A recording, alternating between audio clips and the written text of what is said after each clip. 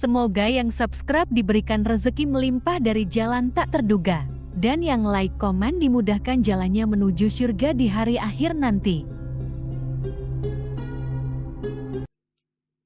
Nabi Sulaiman alaihi salam adalah manusia terkaya sepanjang sejarah kehidupan manusia di muka bumi.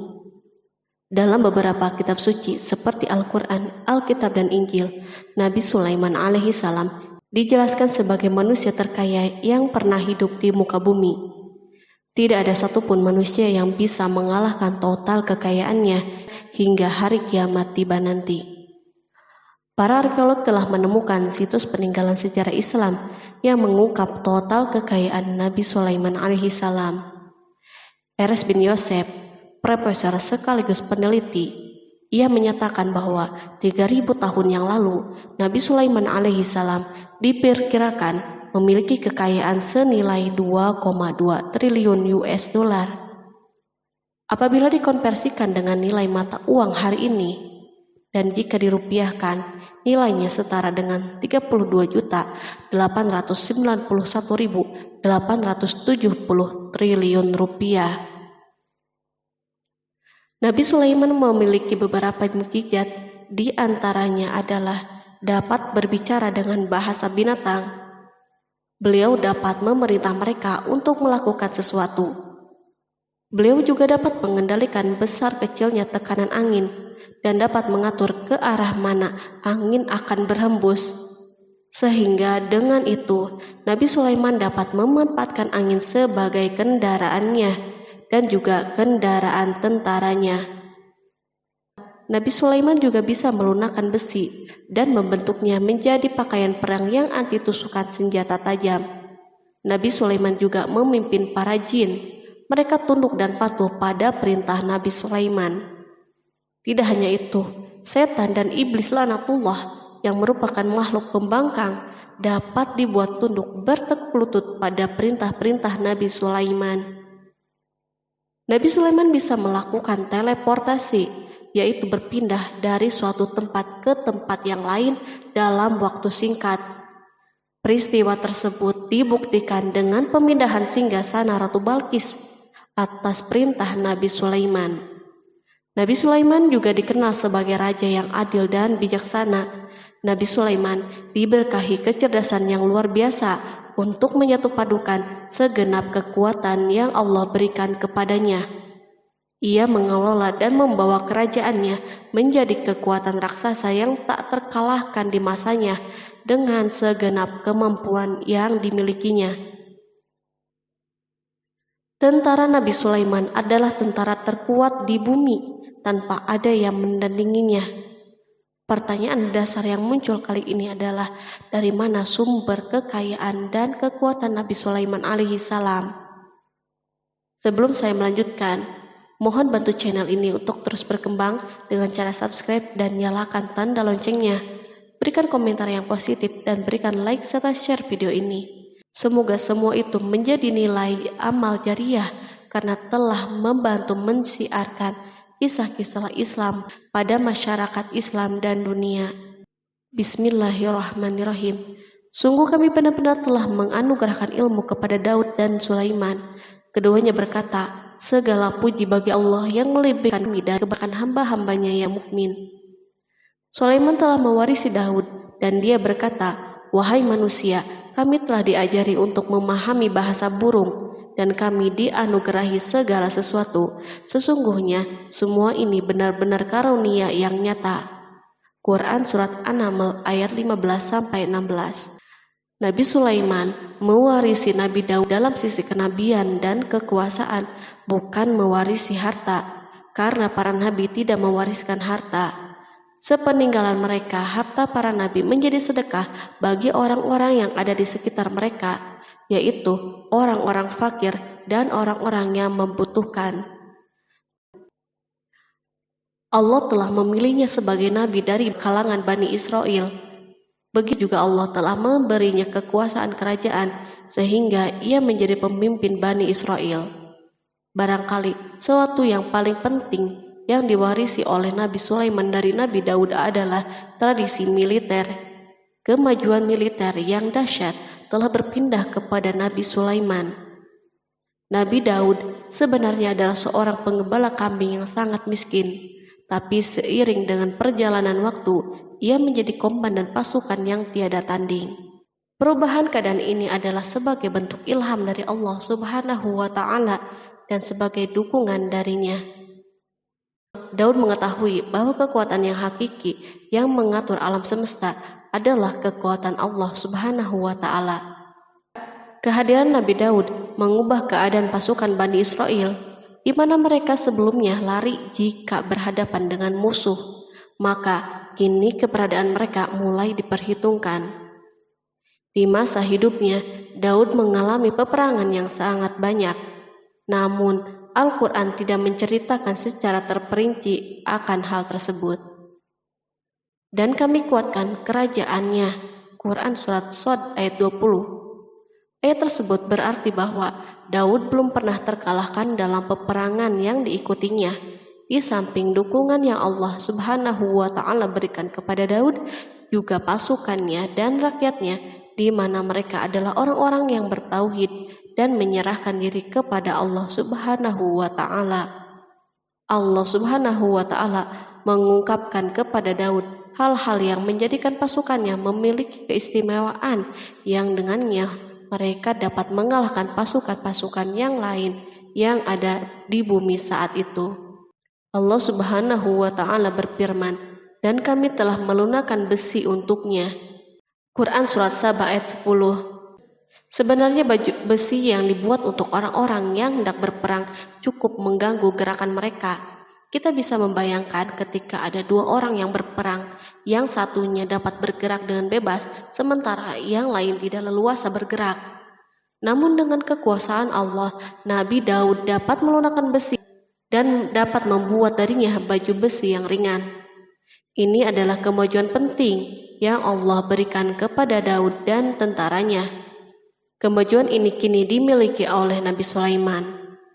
Demikianlah Sulaiman memiliki pasukan yang dahsyat yang melebihi pasukan manapun di bumi saat itu. Bahkan Allah Subhanahu wa Ta'ala menambah karunia-Nya kepada Nabi Sulaiman.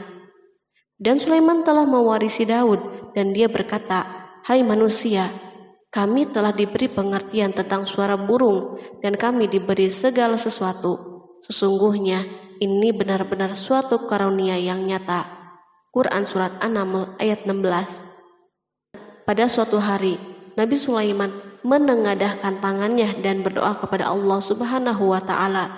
Antara hati Nabi dan Allah tidak ada penghalang, tidak ada jarak, tidak ada sekatan waktu, dan tak ada seorang pun dari para nabi yang berdoa kepada Allah kecuali doanya pasti terkabul. Kejernihan hati ketika mencapai puncak tertentu, maka ia akan menggapai apa saja yang diinginkan di jalan Allah Subhanahu wa Ta'ala. Dalam doanya Nabi Sulaiman berkata, "Ya Tuhanku, ampunilah aku dan anugerahkanlah kepadaku kerajaan yang tidak dimiliki oleh seorang pun sesudahku." Quran Surat Shad ayat 35. Sulaiman menginginkan dari Allah Subhanahu wa Ta'ala suatu kerajaan yang belum pernah diperoleh oleh siapapun setelahnya. Allah Subhanahu wa Ta'ala mengabulkan doa hambanya Nabi Sulaiman dan memberinya kerajaan tersebut. Barangkali orang-orang yang hidup di saat ini bertanya-tanya, mengapa Sulaiman meminta kerajaan ini yang belum pernah dimiliki oleh seorang pun setelahnya. Ambisi Sulaiman untuk mendapatkan kekuasaan atau kerajaan adalah ambisi yang ada di dalam seorang nabi, dan tentu ambisi para nabi tidak berkaitan kecuali dengan kebenaran. Ambisi tersebut adalah bertujuan untuk memudahkan penyebaran dakwah di muka bumi. Nabi Sulaiman sama sekali tidak cinta kepada kekuasaan ataupun ingin menunjukkan kesombongan. Namun beliau ingin mendapatkan kekuasaan untuk memerangi kelaliman yang menyebar di muka bumi. Perhatikanlah kata-kata Nabi Sulaiman kepada Balqis ketika beliau berdialog dengannya. Dan ketika Balqis datang, ditanyakanlah kepadanya, "Serupa inikah singgasanamu?" Dia menjawab, "Seakan-akan singgasana ini singgasanaku, kami telah diberi pengetahuan sebelumnya dan kami adalah orang-orang yang berserah diri. Quran Surat An-Naml ayat 42. Demikianlah kata-kata Sulaiman yang bijaksana, kata-kata yang membenarkan permintaannya untuk memiliki kekuasaan dan kekuatan. Sulaiman telah mengerahkan semua kemuliaan dan kekuasaannya dalam rangka menegakkan agama Allah Subhanahu wa Ta'ala dan menyebarkan Islam. Nabi Sulaiman mewarisi kekuasaan, kenabian, hikmah ilmu dari Daud. Orang-orang menyebut Sulaiman Al-Hakim atau Sulaiman yang bijaksana. Kebijaksanaan Nabi Sulaiman tidak terbatas pada keadilannya di tengah-tengah manusia dan kasih sayangnya kepada mereka. Namun kebijaksanaan Sulaiman juga berlaku di kalangan burung dan binatang-binatang lainnya. Nabi Daud juga mengenal bahasa burung, tetapi Sulaiman dapat berbicara dengan bahasa burung. Bahkan ia dapat menjadikannya sebagai pembantunya. Ketika Nabi Daud bertasbih, maka gunung-gunung dan burung-burung serta binatang buas pun ikut bertasbih bersamanya. Bahkan angin pun berhenti untuk mendengar tasbih ini. Sedangkan Nabi Sulaiman, Allah Subhanahu wa Ta'ala memberinya karunia lebih dari itu, di mana binatang-binatang buas tunduk padanya, begitu juga angin dan burung. Allah Subhanahu wa Ta'ala berfirman, dan sesungguhnya kami telah memberi ilmu kepada Daud dan Sulaiman, dan keduanya mengucapkan, segala puji bagi Allah yang melebihkan kami dari kebanyakan hamba-hambanya yang beriman. Dan dia berkata, hai manusia, kami telah diberi pengertian tentang suara burung, dan kami diberi segala sesuatu. Sesungguhnya semua ini benar-benar karunia yang nyata. Quran Surat An-Naml ayat 15-16. Nabi Sulaiman mampu mendengar bisikan semut yang berbicara dengan sesama mereka. Bahkan ia mampu memerintahkan semut tersebut sehingga semut itu taat kepada perintahnya. Pasukan Nabi Sulaiman memiliki kekuatan yang sangat dahsyat di dunia. Belum pernah ada di dunia suatu pasukan yang memiliki kekuatan seperti ini. Kekuatan Nabi Sulaiman berasal dari beberapa kombinasi yang sangat mengagumkan, sehingga karenanya ia tidak dapat tertandingi. Kekuatan itu terdiri dari manusia, jin, dan burung. Kita mengetahui bahwa jin adalah makhluk Allah Subhanahu wa Ta'ala dan manusia tidak mampu untuk melihatnya atau menghadirkannya atau meminta pertolongannya. Sedangkan Sulaiman telah diberi Allah Subhanahu wa Ta'ala kemampuan untuk menundukkan jin. Bahkan ia mampu menjadikan mereka sebagai pekerja-pekerja kasar di kerajaannya saat itu, saat tidak ada peperangan. Ketika ada pasukan lain yang mencoba melawan pasukan ini, maka mustahil mereka akan merasakan kemenangan. Bahkan pasukan Sulaiman juga diperkuat oleh pasukan burung. Burung di pasukan Sulaiman memerankan tugas yang sangat penting, yaitu sebagai badan intelijen. Kita mengetahui bahwa peranan informasi saat peperangan sangatlah penting. Dari informasi tersebut, pasukan dapat mengetahui keadaan musuhnya. Demikianlah peranan burung pada pasukan Sulaiman. Ia terbang di tengah-tengah musuh, kemudian ia kembali kepada Sulaiman untuk menyampaikan berita tentang keadaan musuhnya. Di samping jin dan burung, Allah Subhanahu wa Ta'ala juga menundukkan angin untuk Sulaiman. Nabi Sulaiman dapat memerintahkan angin dan ia mampu menaiki angin bersama tentaranya. Pasukan Sulaiman juga terdiri dari pasukan udara pada saat di mana tak seorang pun memimpikan untuk terbang di udara. Barangkali mukjizat ini yang Allah Subhanahu wa Ta'ala berikan kepada Sulaiman menjadi sebab kejayaan militernya sehingga pasukannya tidak tertandingi. Allah Subhanahu wa Ta'ala berfirman, dan dihimpunkan kepada Sulaiman tentaranya dari jin, manusia, dan burung, lalu mereka diatur dengan tertib dalam barisan. Quran Surat An-Naml ayat 17. Kemudian kami tundukkan kepada angin yang berhembus dengan baik menurut kemana saja yang dikehendakinya. Dan kami tundukkan pula kepadanya setan-setan, semuanya ahli bangunan dan penyelam, dan setan yang lain yang terikat dalam belenggu. Inilah anugerah kami, maka berikanlah kepada orang lain atau tahanlah untuk dirimu sendiri dengan tiada pertanggungan jawab. dan sesungguhnya dia mempunyai kedudukan yang dekat pada sisi kami dan tempat kembali yang baik. Quran Surat Shad ayat 30-40.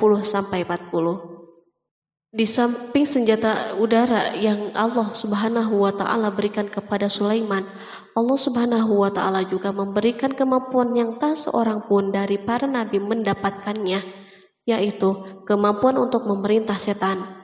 Setan adalah salah satu bagian dari jin. Ia adalah kelompok yang celaka dari bangsa jin. Kelompok ini sebenarnya tidak mampu dikuasai oleh manusia. Bahkan jin soleh pun tidak dapat mengatur mereka. Adapun Sulaiman, Allah Subhanahu wa Ta'ala memberinya kekuasaan untuk menundukkan setan dan mempekerjakannya, bahkan mengikatnya dengan rantai serta menghukumnya jika menentang perintahnya. Setan membangun untuk Sulaiman istana dan patung-patung dan alat-alat perang. Bahkan setan-setan itu menyelam di dasar lautan untuk mengeluarkan permata dan yakut untuk Sulaiman. Jika ada di antara setan yang menentang perintahnya, maka Nabi Sulaiman mengikatnya dengan rantai. Ini semua menunjukkan kekayaan Sulaiman dan kekuasaannya, di mana ia mampu mengatur banyak makhluk di dunia. Tentu kemampuan itu atas izin Allah sebagai mukjizat darinya. Allah Subhanahu wa Ta'ala berfirman, dan sebagian dari jin ada yang bekerja di hadapannya di bawah kekuasaannya dengan izin Tuhannya, dan siapa yang menyimpang di antara mereka dari perintah kami, maka kami rasakan kepadanya azab neraka yang apinya menyala-nyala. Para jin itu membuat untuk Sulaiman apa yang dikehendakinya dari gedung-gedung yang tinggi, patung-patung, dan piring-piring yang besarnya seperti kolam dan periuk yang tetap berada di atas tungku. Quran Surat Saba ayat 12. Nabi Sulaiman yang bijaksana adalah penguasa yang tak tertandingi di muka bumi. Meskipun memperoleh nikmat yang khusus dan agung ini yang Allah Subhanahu wa Ta'ala berikan kepada Nabi Sulaiman, beliau tetap menunjukkan sebagai manusia yang paling banyak berzikir kepadanya dan manusia yang paling banyak bersyukur di zamannya. Allah Subhanahu wa Ta'ala berfirman tentang Sulaiman, Sulaiman sebaik-baik hamba, sesungguhnya dia amat taat kepada Tuhannya. Quran Surat Shad ayat 30. Nabi Sulaiman selalu mendirikan sholat, puasa, tasbih, dan mengungkapkan rasa cinta yang dalam. Hamba yang kembali adalah hamba yang menuju Allah Subhanahu wa Ta'ala. Waktu sholat bagi Sulaiman adalah waktu yang sangat penting, sehingga ketika datang waktu itu, maka beliau tidak bisa disibukkan dengan hal yang lain. Sulaiman mengetahui penyakit kuda dan ia mampu berbicara dengan bahasa kuda. Bahkan kuda itu pun mentaati perintah Nabi Sulaiman. Allah Subhanahu wa Ta'ala juga memberikan kenikmatan lain atas Sulaiman. Allah Subhanahu wa Ta'ala berfirman, dan kami alirkan cairan tembaga baginya. Quran Surat Saba ayat 12. Al-Kihtir adalah tembaga yang dicairkan. Sebagaimana Allah Subhanahu wa Ta'ala memberikan nikmat atas ayahnya Daud di mana ia mampu melunakkan besi, dan Allah Subhanahu wa Ta'ala mengajarinya bagaimana cara mencairkannya, maka Sulaiman pun memanfaatkan tembaga yang cair untuk peperangan dan di saat perdamaian. Pada saat peperangan, beliau mencampur tembaga dengan besi dan membuat darinya perunggu. Mereka menggunakan senjata-senjata perunggu dalam peperangan seperti pedang, baju besi, dan pisau. Senjata-senjata ini adalah senjata yang paling kuat di saat itu. Sedangkan di saat perdamaian, tembaga digunakan untuk membuat bangunan, patung, dan sebagainya. Meskipun Nabi Sulaiman mendapatkan nikmat yang besar dan karunia yang khusus, Allah Subhanahu wa Ta'ala mengujinya dengan suatu ujian yang akan selalu datang pada seorang hamba. Ketika hamba itu mendapatkan kedudukan yang besar, maka ujiannya pun menjadi besar. Allah Subhanahu wa Ta'ala menguji Sulaiman dengan penyakit. Allah Subhanahu wa Ta'ala berfirman, dan sesungguhnya kami telah menguji Sulaiman dan kami jadikan dia tergeletak di atas kursinya sebagai tubuh yang lemah karena sakit. Kemudian ia bertaubat. Ia berkata, Ya Tuhanku, ampunilah aku, anugerahkanlah kerajaan yang tidak dimiliki oleh seorang pun sesudahku. Sesungguhnya Engkaulah yang Maha Pemberi. Kemudian kami tundukkan kepadanya angin yang berhembus dengan baik menurut kemana saja yang ia kehendaki. Dan kami tundukkan pula kepadanya setan-setan, semuanya ahli bangunan dan penyelam. Quran Surat Shod ayat 34-37. Sulaiman diuji dengan penyakit yang sangat keras, di mana Toran saat itu tidak mampu mengatasinya. Sakitnya Sulaiman sangat keras, sehingga para dokter dari kalangan manusia dan jin tidak mampu menghilangkan penyakitnya. Lalu burung-burung menghadirkan rumput-rumput yang dianggapnya sebagai obat, tetapi Sulaiman pun belum juga sembuh. Semakin hari penyakit Sulaiman semakin menjadi-jadi, sehingga ketika Sulaiman duduk di atas kursi, ia duduk bagaikan tubuh tanpa roh, seakan-akan ia mati karena saking kerasnya penyakit yang dideritanya. Sakit yang diderita Sulaiman terus berlanjut untuk beberapa saat. Namun Sulaiman tidak henti-hentinya berzikir kepada Allah Subhanahu wa Ta'ala dan meminta kesembuhan kepadanya, serta beristighfar kepadanya, serta mengungkapkan rasa cintanya kepada Allah Subhanahu wa Ta'ala. Selesailah ujian Allah Subhanahu wa Ta'ala terhadap hambanya Sulaiman. Beliau pun sembuh. Kini Sulaiman merasakan kembali kesehatannya setelah mengetahui segala kejayaannya dan segala kekuasaannya serta segala kebesarannya tidak lagi mampu menghilangkan penyakit yang dideritanya, kecuali jika Allah Subhanahu wa Ta'ala menghendakinya. Dan sesungguhnya kami telah menguji Sulaiman dan kami jadikan dia tergeletak di atas kursinya sebagai tubuh yang lemah karena sakit. Quran Surat Shod ayat 34. Kata jasad dalam bahasa Arab diungkapkan atas sesuatu yang kehilangan kehidupan atau kesehatan. Nabi Sulaiman telah membangun masjid atau tempat beribadah sehingga manusia menyembah Allah Subhanahu wa Ta'ala di dalamnya.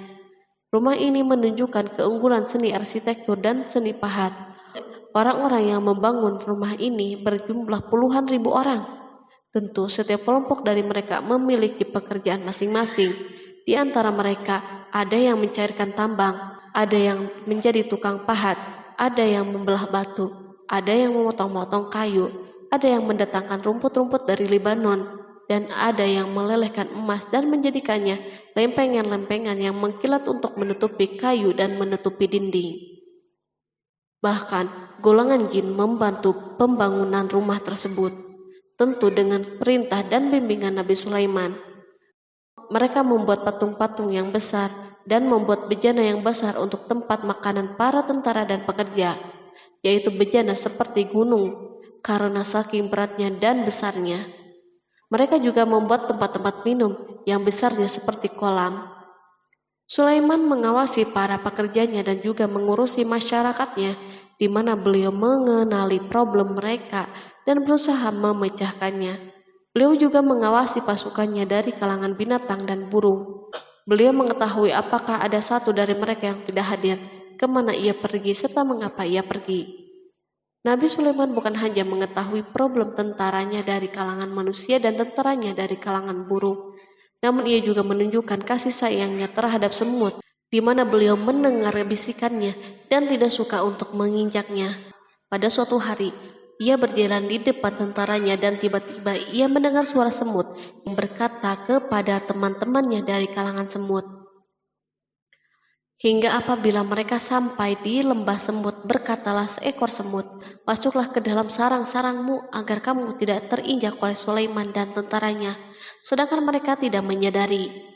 Maka dia tersenyum karena mendengar perkataan semut itu, dan ia berdoa, "Ya Tuhanku, berilah aku ilham untuk tetap mensyukuri nikmat-Mu yang telah Engkau anugerahkan kepadaku dan kepada kedua orang ibu dan bapakku, dan untuk mengerjakan amal soleh yang Engkau ridhoi, dan masukkanlah aku dengan rahmat-Mu ke dalam golongan hamba-hamba-Mu yang soleh."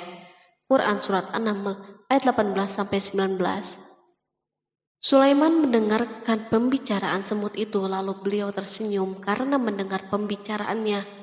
Apa yang dibayangkan oleh semut kecil itu? Meskipun Sulaiman mendapatkan kekuasaan dan memiliki tentara yang besar, namun beliau menunjukkan kasih sayang terhadap semut. Beliau mendengar bisikannya dan melihat semut yang ada di depannya. Oleh karena itu, tidak mungkin baginya untuk menginjaknya. Sulaiman bersyukur kepada Allah Subhanahu wa Ta'ala yang telah memberinya nikmat, yaitu nikmat rahmat dan nikmat kasih sayang.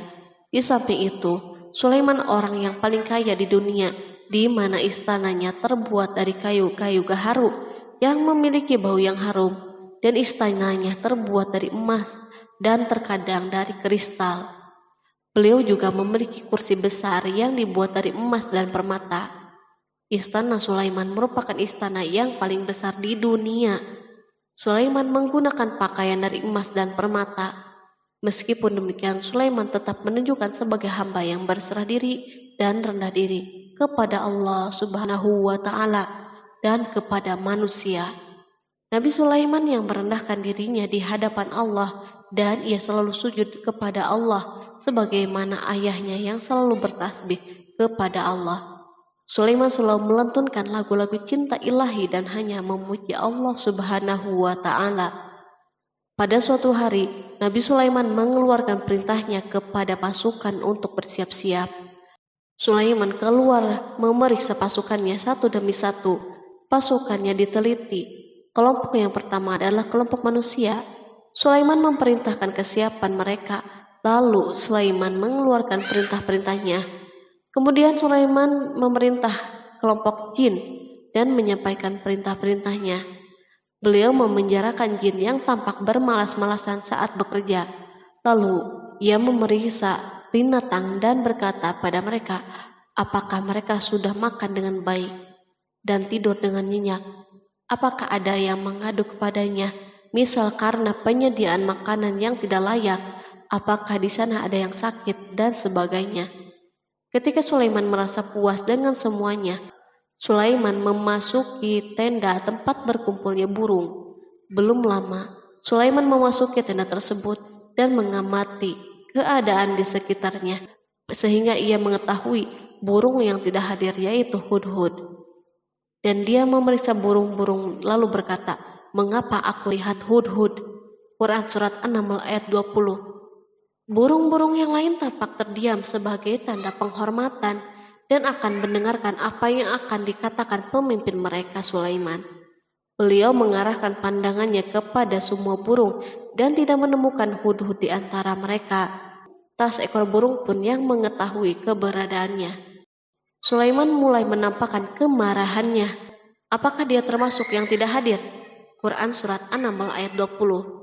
Tiba-tiba seekor burung kecil memberanikan diri untuk berkata kepada Sulaiman, wahai Nabi yang mulia, seharusnya hudhud ada bersamaku kemarin untuk melaksanakan tugas penyelidikan. Ia adalah pemimpin misi itu, namun hudhud belum datang. Oleh karena itu, aku tidak pergi bersamanya. Burung itu tampak gemetar ketakutan.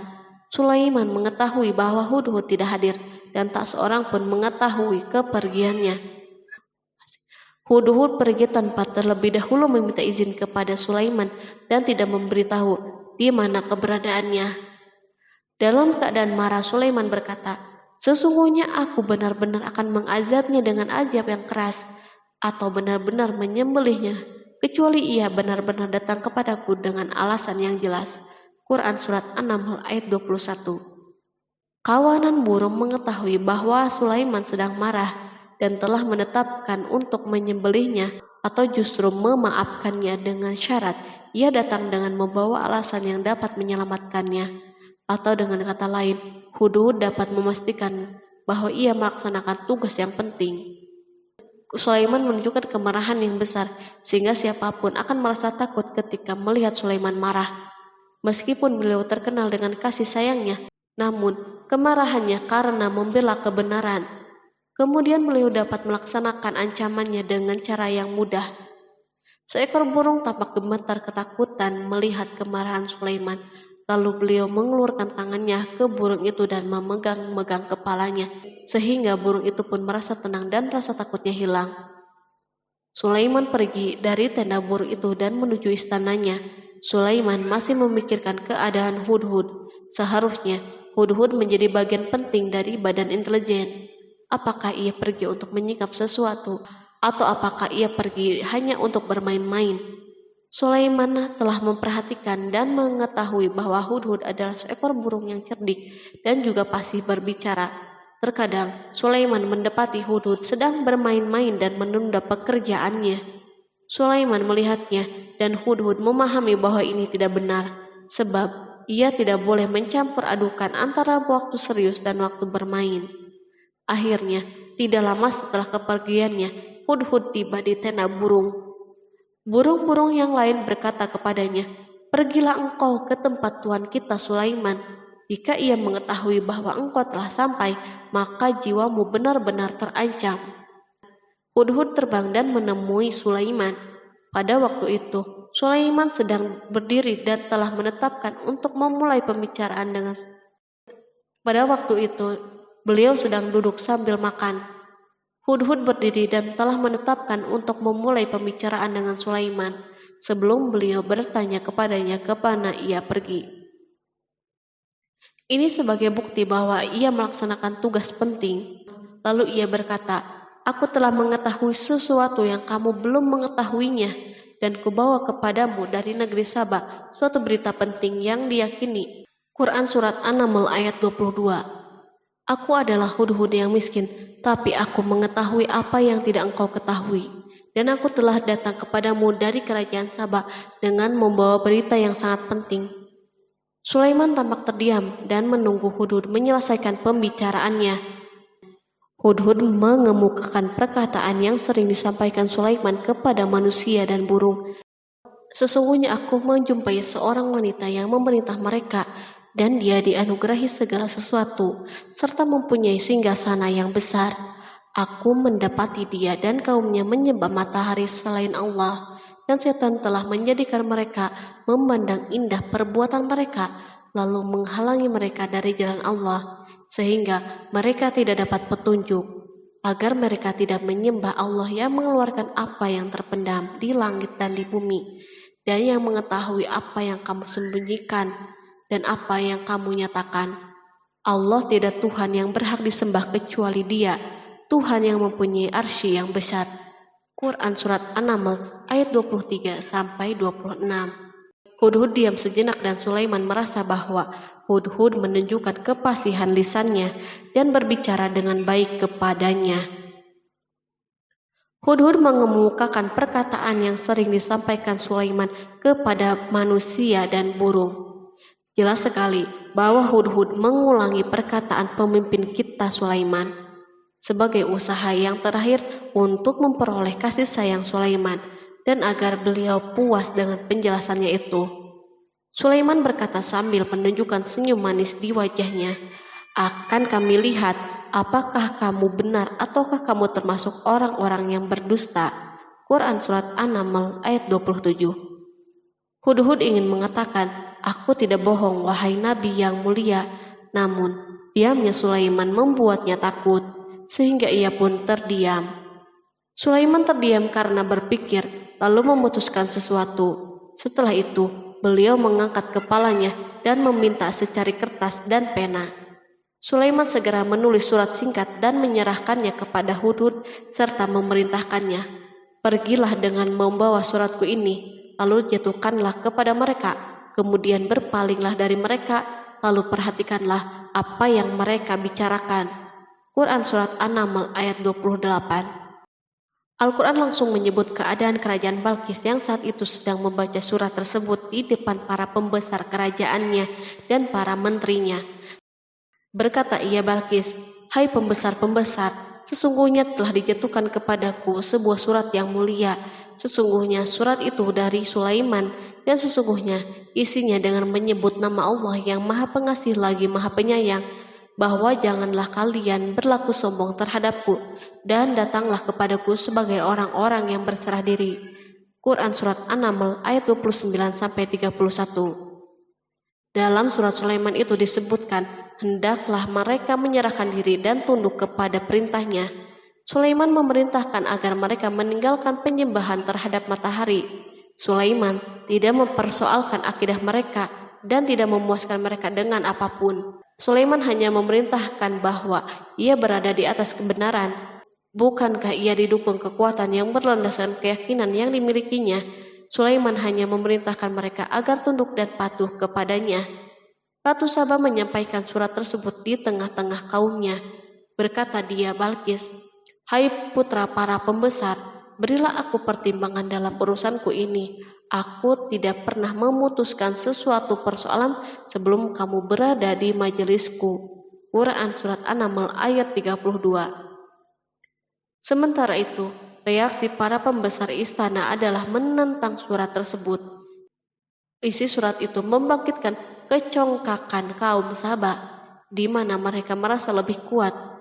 Mereka mengetahui bahwa di sana ada orang yang mencoba menantang mereka dan mengisyaratkan peperangan kepada mereka. Lalu ia meminta kepada mereka untuk memenuhi syarat-syaratnya sebelum terjadinya peperangan dan kekalahan. Mereka menjawab, "Kita adalah orang-orang yang memiliki kekuatan dan juga memiliki keberanian yang sangat dalam peperangan, dan keputusan berada di tanganmu. Maka pertimbangkanlah apa yang akan kamu perintahkan." Quran Surat An-Naml ayat 33. Para pembesar kaumnya ingin berkata, "Kita siap untuk melaksanakan peperangan." Tampaknya ratu memiliki kebijakan yang lebih baik daripada pembesar kaumnya. Surat Sulaiman itu membuatnya berpikir lebih jernih dan hati-hati. Ia berusaha sebisa mungkin menghindari peperangan. Ratu itu berpikir dalam tempo yang lama. Nama Sulaiman tidak diketahuinya, dan ia pun belum pernah mendengarnya. Oleh karena itu, ratu tidak mengetahui kekuatannya. Boleh jadi Sulaiman memiliki kekuatan yang dahsyat sehingga mampu memerangi kekuasaannya dan mengalahkannya. Kemudian ratu memperhatikan apa yang ada di sekelilingnya. Ia melihat kemajuan masyarakatnya dan kejayaannya. Barangkali ia mengira bahwa Sulaiman iri terhadap kemajuan dan kekayaan ini, sehingga Sulaiman ingin menyerangnya. Setelah mempertimbangkan isi surat Sulaiman dengan cermat, Ratu Saba memilih untuk tidak bersikap ceroboh. Ratu itu lebih suka untuk menggunakan bahasa-bahasa kelembutan. Ia mengirim kepada Sulaiman suatu hadiah yang besar. Ratu mengira bahwa Sulaiman seorang yang ambisius, yang boleh jadi ia telah mendengar tentang kekayaan kerajaannya. Para utusan pergi dengan membawa hadiah dari Ratu Saba. Ratu berharap agar mereka dapat memasuki kerajaan Sulaiman dan akan mengetahui kondisi kerajaannya. Saat mereka pulang, Ratu ingin mendengar secara langsung dari mereka tentang keadaan kaum Sulaiman dan pasukannya. Setelah mendapatkan informasi yang cukup, maka Ratu dapat membuat suatu keputusan yang tepat. Ratu menyembunyikan apa yang terlintas dalam dirinya, lalu ia berbicara kepada pembesar istananya bahwa ia dapat menyingkap niat jahat Raja Sulaiman melalui cara mengirimkan hadiah kepadanya. Ratu lebih memilih cara tersebut dan menunggu reaksi Sulaiman. Ratu berhasil memuaskan para pembesar istananya dan untuk sementara menghilangkan ide untuk berperang. Karena para raja jika menyerang suatu desa, maka pemimpin desa tersebut adalah orang yang paling banyak mendapatkan kehinaan dan cercaan. Akhirnya para pembesar kaumnya merasa puas dengan pikirannya itu. Allah Subhanahu wa Ta'ala berfirman, Dia berkata, "Sesungguhnya raja-raja apabila memasuki suatu negeri, niscaya mereka membinasakannya dan menjadikan penduduknya yang mulia menjadi hina, dan demikian pula lah yang akan mereka perbuat. Dan sesungguhnya aku akan mengirim utusan kepada mereka dengan membawa hadiah, dan aku akan menunggu apa yang akan dibawa kembali oleh utusan-utusan itu." Quran Surat An-Naml ayat 34-35. Kemudian sampailah hadiah Ratu Balkis kepada Nabi Sulaiman. Para badan intelijennya memberitahunya bahwa para utusan Balkis datang dengan membawa hadiah. Sulaiman langsung mengetahui bahwa ratu itu sengaja mengirim orang-orangnya untuk mengetahui atau mendapatkan informasi tentang kekuatannya. Lalu setelah itu, ia mengambil keputusan atau sikapnya kepada Sulaiman. Sulaiman segera memanggil semua pasukannya untuk berkumpul. Utusan Balkis segera memasuki istana Sulaiman yang dipenuhi dengan pasukan besar yang bersenjata. Tiba-tiba, utusan Balkis tampak tercengang ketika melihat kekayaan mereka dan harta mereka yang tidak ada apa-apanya dibandingkan dengan kerajaan Sulaiman. Hadiah mereka tampak tidak berarti. Emas yang mereka bawa tampak tidak berarti saat mereka memasuki istana Sulaiman yang terbuat dari kayu-kayu pohon gaharu yang mengeluarkan bau yang harum serta dihiasi dengan emas. Para utusan Balkis berdiri bersama Sulaiman dan menyaksikan bagaimana Sulaiman mengendalikan pasukannya. Kemudian mereka mulai berpikir tentang kekuatan dan kualitas pasukan Sulaiman. Betapa kagetnya mereka ketika melihat di tengah-tengah pasukan itu terdapat singa, burung, dan tentara dari kalangan manusia yang mampu terbang. Mereka pun sadar bahwa mereka dihadapkan pada pasukan yang tiada taranya. Selesailah demonstrasi pasukan Sulaiman. Kemudian para utusan itu dipersilahkan maju ke tempat hidangan makanan. Para utusan itu sangat terkejut ketika melihat berbagai macam makanan dari penjuru bumi ada di depannya. Dan di antara makanan itu pun terdapat makanan yang biasa ditemukan di negeri mereka. Tetapi mereka melihat bahwa makanan itu memiliki rasa yang istimewa. Selain itu, piring-piring yang ada di depan mereka dan dijadikan tempat makanan terbuat dari emas dan mereka dilayani oleh laki-laki yang berhias dengan emas. Ratu mereka pun tidak mengenakan hiasan itu. Di meja makan terdapat burung, ikan laut, dan berbagai macam daging yang mereka tidak mampu lagi membedakannya. Sulaiman tidak makan bersama mereka, tetapi beliau makan dengan menggunakan piring yang terbuat dari kayu. Beliau memakan roti yang kering yang dicampur dengan minyak. Inilah makanan yang dipilihnya. Sulaiman makan bersama mereka dalam keadaan diam. Mereka merasa bahwa kehadiran Sulaiman menciptakan suatu kewibawaan yang luar biasa. Selesailah jamuan makanan itu. Lalu dengan sangat malu mereka menyerahkan hadiah Ratu Balkis kepada Sulaiman. Hadiah itu berupa emas, yang bagi mereka hadiah itu sangat bernilai. Tetapi di sini hadiah ini tampak kecil di hadapan kekayaan yang sangat mengagumkan. Sulaiman memperhatikan hadiah ratu itu dan berkata, maka tatkala utusan itu sampai kepada Sulaiman, Sulaiman berkata, apakah patut kamu menolong aku dengan harta? Maka apa yang diberikan Allah kepadaku lebih baik daripada apa yang diberikannya kepadamu. Tetapi kamu merasa bangga dengan hadiahmu. Quran Surat An-Naml ayat 36. Raja Sulaiman menyingkap dengan kata-katanya yang singkat itu penolakannya terhadap hadiah mereka. Ia memberitahu utusan itu bahwa ia tidak menerima hadiah tersebut. Ia tidak merasa puas dengan hadiah itu. Yang membuatnya puas hanya, janganlah kalian berlaku sombong terhadapku dan datanglah kepadaku sebagai orang-orang yang berserah diri. Lalu Sulaiman kembali berkata dengan pelan, kembalilah kepada mereka. Sesungguhnya kami akan mendatangi mereka dengan bala tentara yang mereka tidak kuasa melawannya. Dan pasti kami akan mengusir mereka dari negeri itu Saba dengan terhina dan mereka menjadi tawanan-tawanan yang hina. Quran Surat An-Naml ayat 37. Sulaiman meninggalkan para utusan ratu itu setelah terlebih dahulu mengancam mereka. Para utusan itu mengharap agar Sulaiman mau menunggu kunjungan dari Ratu Balkis yang akan membawa misi perdamaian.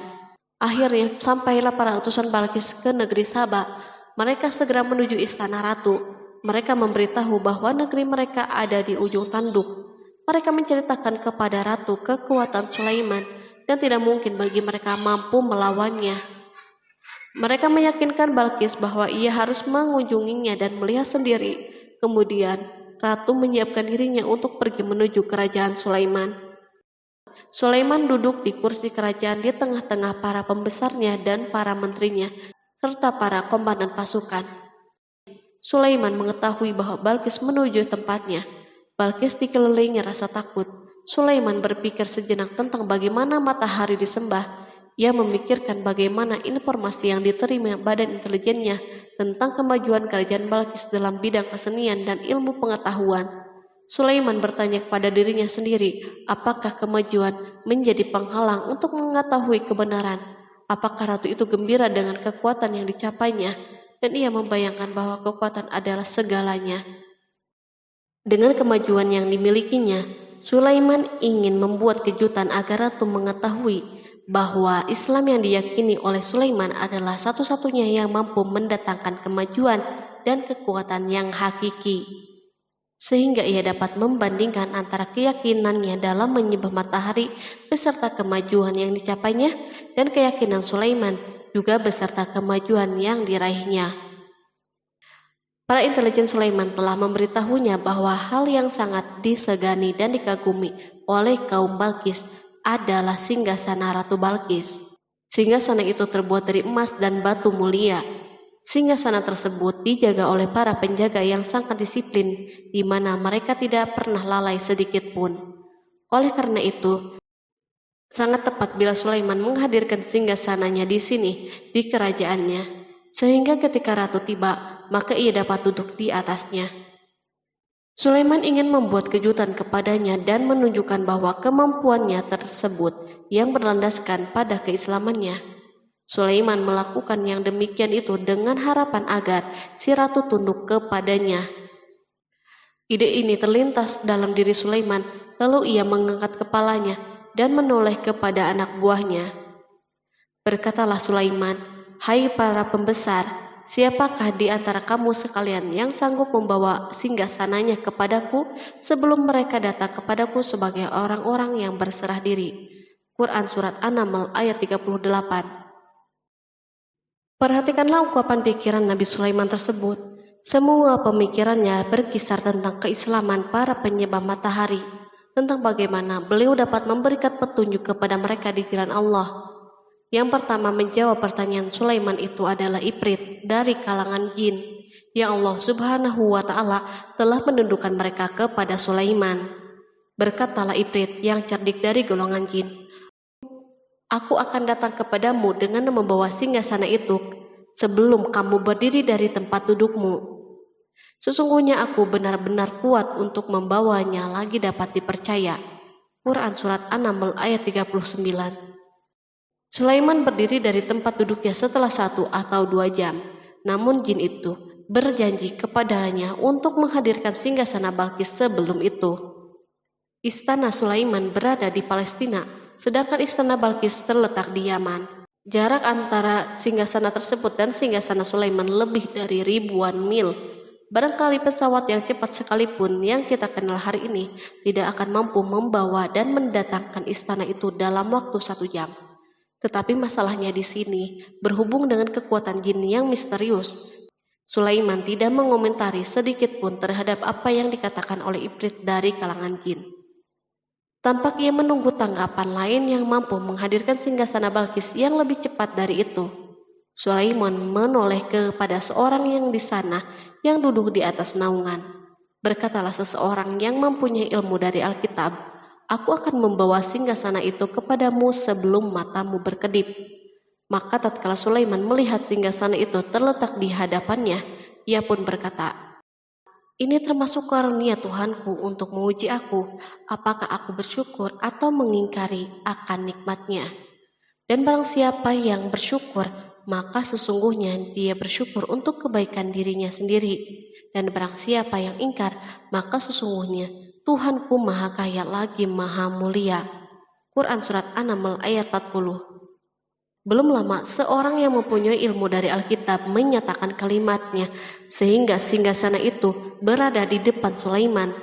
Ia mampu menghadirkan singgasana itu lebih cepat dari kedipan mata, ketika mata itu tertutup dan terbuka. Al-Quranul Karim tidak menyikap kepribadian seorang yang menghadirkan singgasana itu.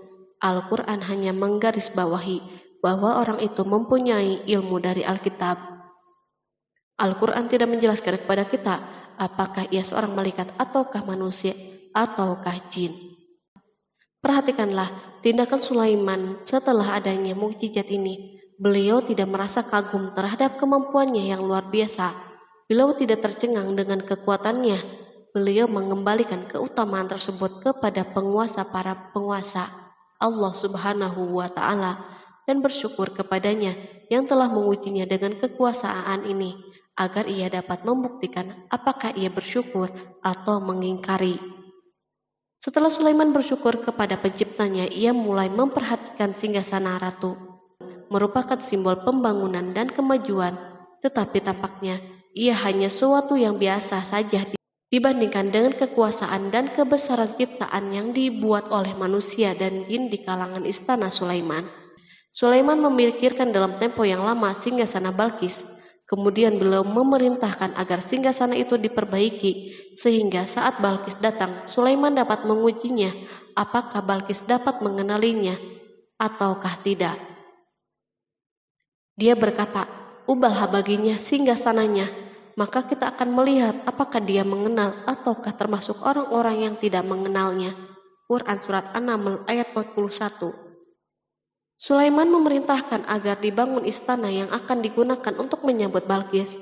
Sulaiman memilih tempat di laut dan ia memerintahkan agar dibangun suatu istana di mana sebagian besar terdiri dari air laut. Sulaiman memerintahkan agar lantai-lantai itu terbuat dari kaca yang tebal dan kuat, sehingga orang yang berjalan di atas istana itu akan membayangkan bahwa di bawahnya ada ikan-ikan yang berwarna-warni. Hudhud memberitahu Sulaiman bahwa Balkis telah sampai di dekat kerajaannya. Kemudian Balkis datang. Al-Quran tidak menyebutkan keadaan Sulaiman saat menyambut Balkis, namun Al-Quran justru menunjukkan dua sikap Balkis. Pertama, bagaimana sikap Balkis ketika pertama kali melihat singgasananya yang datang mendahuluinya, padahal ia telah meninggalkan pengawalnya untuk tetap setia menjaga singgasana itu. Kedua, keadaan di depan istana yang penuh dengan permata yang berenang di bawahnya ikan-ikan. Dan ketika Balkis datang, ditanyakanlah kepadanya, "Serupa inikah singgasanamu?" Dia menjawab, "Seakan-akan singgasana ini singgasanaku. Kami telah diberi pengetahuan sebelumnya dan kami adalah orang-orang yang berserah diri." Quran Surat An-Naml ayat 42. Ayat tersebut menggambarkan kondisi dialog antara Sulaiman dan Balkis. Balkis melihat singgasananya dan ia tercengang saat mengetahui bahwa itu adalah singgasananya. Namun ia kemudian mulai ragu karena melihat tidak sepenuhnya itu singgasananya. Jika itu benar-benar singgasananya, lalu bagaimana ia datang mendahuluinya? Dan bila bukan singgasananya, maka bagaimana Sulaiman dapat meniru sepersis dan seteliti ini? Sulaiman berkata saat melihat Balkis mengamati singgasananya, "Apakah ini singgasanamu?" Setelah mengalami kebingungan sesaat, Balkis menjawab, "Sepertinya benar." Sulaiman berkata, "Kami telah diberi ilmu sebelumnya dan kami sebagai orang-orang yang muslim." Melalui pernyataan itu, Sulaiman ingin mengisyaratkan kepada Balkis agar ia membandingkan antara keyakinannya beserta ilmu yang dicapainya dan keyakinan Sulaiman yang muslim beserta pengetahuan yang diraihnya.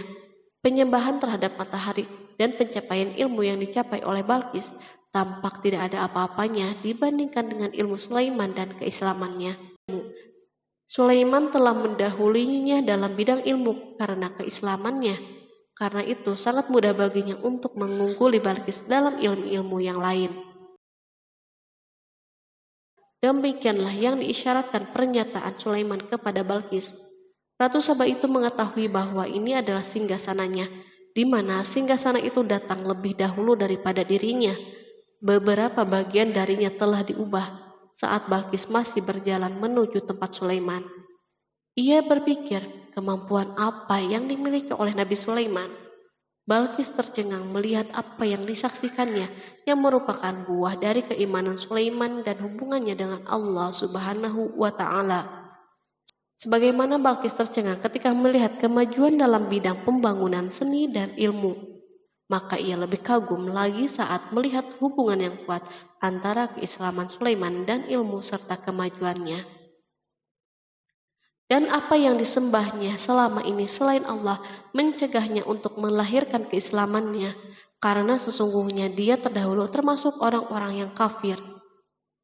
Bergoncanglah dalam benak Balkis ribuan hal. Ia melihat keyakinan kaumnya runtuh di hadapan Sulaiman. Ia menyadari matahari yang disembahnya merupakan ciptaan Allah Subhanahu wa Ta'ala, di mana dia menggerakkannya untuk hamba-hambanya. Lalu terbitlah matahari kebenaran pada dirinya. Hatinya diterangi oleh cahaya baru yang tidak akan tenggelam seperti tenggelamnya matahari. Masa keislamannya hanya menunggu waktu. Balkis memilih waktu yang tepat untuk mengumumkan keislamannya. Allah Subhanahu wa Ta'ala berfirman, dikatakan kepadanya, "Masuklah ke dalam istana." Maka tatkala dia melihat lantai istana itu, dikiranya kolam air yang besar dan disikapnya kedua betisnya. Berkatalah Sulaiman, Sesungguhnya ia adalah istana yang licin yang terbuat dari kaca. Berkatalah Balqis, "Ya Tuhanku, sesungguhnya aku telah berbuat zalim terhadap diriku, dan aku berserah diri bersama Sulaiman kepada Allah, Tuhan semesta alam." Quran Surat 6 ayat 44. Dikatakan kepada Balqis, masuklah ke dalam istana.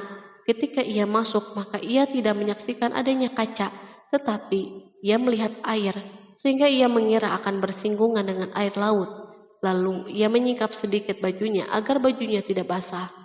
Sulaiman mengingatkannya tanpa melihat agar tidak khawatir terhadap pakaiannya, karena pakaiannya tidak akan basah sebab di sana tidak ada air. Ia sekedar kaca yang halus yang saking halusnya hingga tidak tampak. Pada kesempatan itulah Balqis mengumumkan keislamannya. Ia mengakui kelaliman dirinya dan ia menyatakan penyerahan diri kepada Sulaiman dan kepada Allah Subhanahu wa Ta'ala. Lalu kaumnya pun mengikutinya dan mereka memeluk Islam.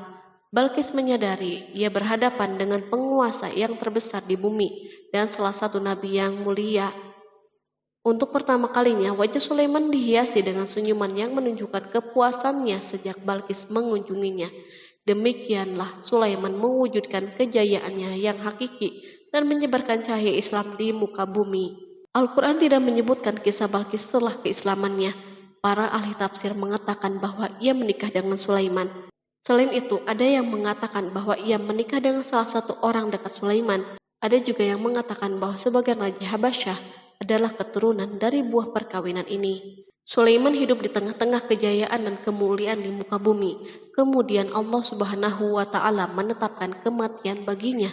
Sebagaimana kehidupan Sulaiman yang berada di puncak kemuliaan dan kejayaan yang penuh dengan keajaiban yang luar biasa, maka kematiannya pun merupakan tanda-tanda kebesaran Allah Subhanahu wa Ta'ala yang penuh dengan keajaiban.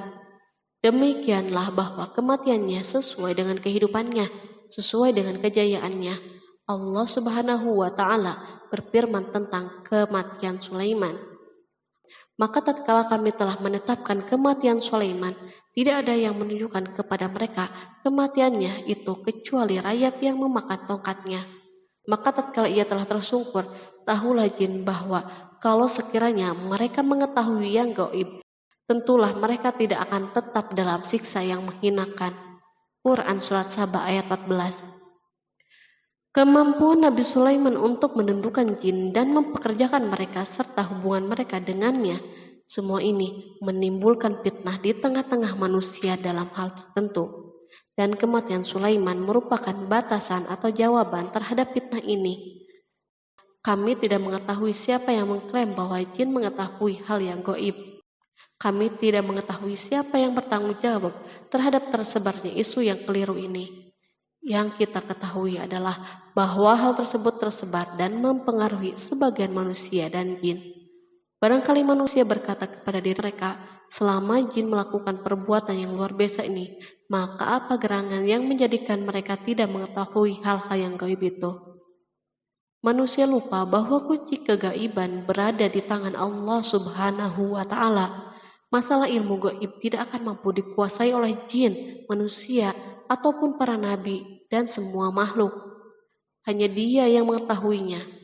Allah Subhanahu wa Ta'ala merencanakan bahwa kematian Sulaiman pun bertujuan untuk menghancurkan pemikiran ini, yaitu pemikiran bahwa jin mengetahui hal yang gaib. Jin bekerja untuk Nabi Sulaiman selama beliau hidup, dan tatkala beliau meninggal, maka tugas mereka menjadi bebas. Nabi Sulaiman meninggal tanpa diketahui oleh jin, sehingga mereka tetap bekerja untuknya. Mereka tetap kepada Sulaiman. Seandainya mereka mengetahui hal yang gaib, niscaya mereka tidak akan meneruskan pekerjaan mereka. Pada suatu hari Sulaiman memasuki mihrabnya untuk itikaf, ibadah dan sholat. Tak seorang pun berani mengganggu khalwat di mihrabnya. Mihrab Sulaiman terletak di puncak gunung dan dindingnya terbuat dari permata. Pada suatu hari, Sulaiman duduk bersandar pada tongkatnya dan ia tampak tenggelam dalam tafakur. Beliau berzikir kepada Allah hingga rasa kantuk menguasainya.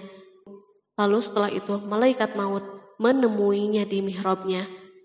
Sulaiman pun meninggal. Beliau bersandar kepada tongkatnya. Jin melihatnya dan mengira bahwa beliau sedang sholat. sehingga mereka pun tetap melanjutkan pekerjaannya. Berlalulah hari yang panjang, kemudian datanglah rayap, yaitu semut kecil yang memakan kayu. Hewan itu pun mulai memakan tongkat Sulaiman. Rayap-rayap itu tampak lapar. Sebagian dari tongkat Sulaiman dimakan beberapa hari oleh rayap itu. Ketika yang dimakannya semakin bertambah, maka tongkat itu pun menjadi rusak dan jatuh dari tangan Sulaiman. Tubuh mulia itu kehilangan keseimbangan dan terhempas di bumi. Tatkala tubuh suci itu tersungkur, maka manusia segera menuju ke sana. Mereka menyadari dan mengetahui bahwa Nabi Sulaiman telah meninggal dalam waktu yang sangat lama. Jin menyadari bahwa mereka tidak mengetahui hal-hal yang gaib, dan manusia pun mengetahui hakikat ini. Seandainya jin mengetahui hal yang gaib, niscaya tidak akan meneruskan siksa yang hina. Mereka tidak akan bekerja. Demikianlah Nabi Sulaiman meninggal dalam keadaan duduk dan sholat di mihrabnya. Lalu berita itu tersebar bagaikan api di bumi. Manusia, burung dan binatang buas mengantarkan jenazah Nabi Sulaiman. Sekawanan burung tampak sedih dan menangis. Semua makhluk bersedih. Akhirnya, tak seorang pun mengetahui bahasa burung di bumi. Meninggallah seorang yang memahami pembicaraan burung. Burung-burung itu berkata, "Betapa beratnya kehidupan di tengah-tengah orang yang tidak mengetahui pembicaraan kita." Terdapat sejumlah versi perihal riwayat tentang kisah wafat Nabi Sulaiman alaihi salam. Salah satunya hadis yang diriwayatkan oleh Al-Hafiz Ibnu Asakir dalam tafsir Ibnu Katsir. Hadis ini disebut mendekati kebenaran kisah wafatnya Nabi Sulaiman. Seperti yang dikutip dari buku Kisah Para Nabi oleh Imam Ibnu Katsir. Menurutnya, Nabi Sulaiman alaihissalam meninggal dalam keadaan berdiri. Berdirinya beliau ini adalah sedang melakukan sholat dan bersandar pada tongkatnya. Diketahui Nabi Sulaiman dikenal terbiasa menyendiri di dalam Masjid Baitul Maqdis. Durasinya bahkan dalam kurun waktu yang tidak biasa, yakni bisa hingga 1 atau 2 bulan, hingga 1 atau 2 tahun. Untuk sajian makanan dan minumannya selalu dibawakan oleh para setan yang masih tergabung dalam salah satu jenis jin. Hingga suatu ketika mereka membawakan makanan dan minuman seperti biasa, namun tidak mengetahui bahwa Nabi Sulaiman telah wafat. Pada hari wafatnya, Nabi Sulaiman mendatangi sebuah pohon yang tumbuh di Baitul Maqdis. Atas izin Allah, Nabi Sulaiman pun berbincang dengan pohon tersebut dan menanyakan nama serta fungsi dari dirinya. Pohon ini bernama Kharubah. Nabi Sulaiman pun bertanya padanya, "Apakah kegunaanmu?" Pohon Kharubah ini pun menjawab, "Aku tumbuh untuk meruntuhkan masjid ini." Lalu Nabi Sulaiman pun berkata, "Allah tidak mungkin meruntuhkan masjid ini selama aku masih hidup. Itu artinya kamu tumbuh untuk mengabarkan kematianku." Lalu Nabi Sulaiman pun mencabut pohon tersebut dan menanamnya di dinding miliknya. Setelah itu, Nabi Sulaiman masuk ke dalam mihrab dan melakukan sholat dengan bersandar pada tongkatnya. Sejumlah sumber juga mengatakan tongkat tersebut berasal dari pohon Kharubah yang sempat dicabutnya sebelumnya. Kemudian Nabi Sulaiman pun menemui ajalnya hingga tidak diketahui oleh setan yang bekerja untuknya sekalipun. Kisah ini diceritakan dalam firman Allah melalui surat Saba ayat 14. Kalangan jin dan setan pun mulai mengetahui kabar kematian Nabi Sulaiman setelah rayap memakan tongkat sebagai penopangnya hingga rapuh. Nabi Sulaiman meninggal berdiri dan bersandar pada tongkatnya. Matanya dalam keadaan terbuka dan fisiknya tidak berubah bentuk. Bahkan tidak ada bau yang muncul dari jenazah tersebut. Ternyata peristiwa wafat ini merupakan jawaban dari doa Nabi Sulaiman alaihissalam sendiri. Ia pernah memohon pada Allah Subhanahu wa Ta'ala agar kematiannya dapat dijadikan pembelajaran bagi umat manusia, bahwa para jin sekalipun tidak mengetahui hal yang gaib. Bahkan mereka pun tidak mengetahui kapan mereka akan menemui ajal dan mendapatkan rezeki. Untuk itu, kisah Nabi Sulaiman yang meninggal dalam keadaan berdiri ini diharapkan menjadi pesan agar manusia tidak menjadikan setan, iblis, atau bangsa jin sebagai tempat menyembah atau teman mereka. Wallahu a'lam bishawab.